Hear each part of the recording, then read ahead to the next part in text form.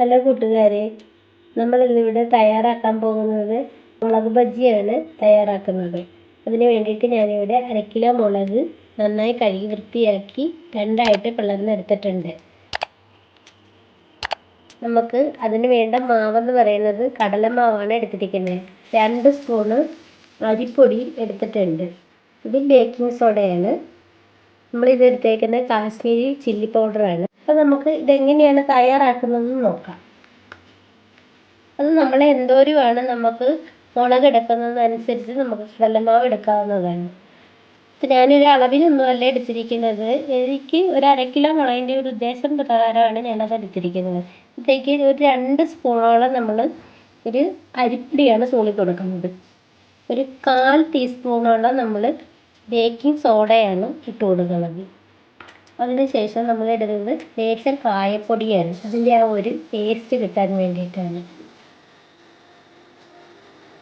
1 spoon മുളക് പൊടി. ഞാനിവിടെ ഫുഡ് കളറൊന്നും ചേർക്കുന്നില്ല, കാരണം കുട്ടികൾക്കൊക്കെ കൊടുക്കേണ്ടത് കാരണം ഫുഡ് കളറൊന്നും ചേർക്കാതെയാണ് ഞാനിത് ഇവിടെ തയ്യാറാക്കുന്നത്. അതിന് ശേഷം നമ്മൾ ലേശം ആവശ്യാനുസരണം ഇച്ചിരി ഉപ്പ് ഇട്ട് കൊടുക്കണം അതിനകത്തേക്ക്. അത് കഴിഞ്ഞ് ഇത് നന്നായിട്ട് ഈ വെള്ളം ഒഴിച്ച് കുറേശ്ശെ വെള്ളം ഒഴിച്ച് വേണം അത് തയ്യാറാക്കാനായിട്ട്. കൂടുതലൊന്നും വെള്ളം പോലെ ആയിക്കഴിഞ്ഞാൽ ഇത് ഈ മുളക് ഇതിനകത്തേക്ക് മുക്കിയെടുക്കാൻ പാടാകുന്നതാണ്. കുറേശ്ശെ വെള്ളം ഒഴിച്ച് നന്നായിട്ട് ഈ ബാറ്ററി അങ്ങോട്ട് ഇളക്കി തയ്യാറാക്കി കൊടുക്കണം. ഒറ്റയടിക്ക് നമ്മൾ വെള്ളം ഒഴിച്ച് കഴിയുമ്പോഴത്തേക്കിന് ബാറ്ററി അങ്ങ് നല്ലപോലെ ലൂസായിപ്പോകും. അത് കാരണം കുറേശ്ശെ വെള്ളം ഒഴിച്ച് നമ്മൾ ഇളക്കിയതിന് ശേഷം നല്ലപോലെ നോക്കണം ഇട്ട്. നമ്മളിവിടെ ഒരു ചീനിച്ചട്ടിക്ക് അടുപ്പിലേക്ക് വെച്ചിട്ടുണ്ട്. നന്നായിട്ട് ചൂടായതിന് ശേഷം ഞാനിവിടെ വെളിച്ചെണ്ണയാണ് ഉപയോഗിക്കുന്നത്. പാം ഓയിൽ, സൺഫ്ലവർ ഓയിലൊന്നും ഉപയോഗിക്കുന്നില്ല.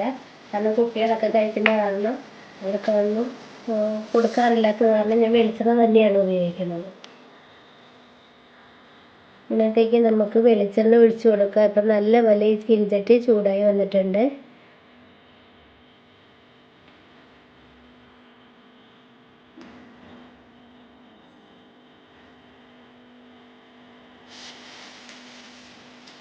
നന്നായിട്ട് ചൂടായി വന്നിട്ടുണ്ട്. ഈ ബജി മുളക് ഓരോന്നോരോന്നായിട്ട് അതിനകത്തേക്ക് മാവിൽ മുക്കി അതിലേക്ക് ഇട്ട് കൊടുക്കാതെ.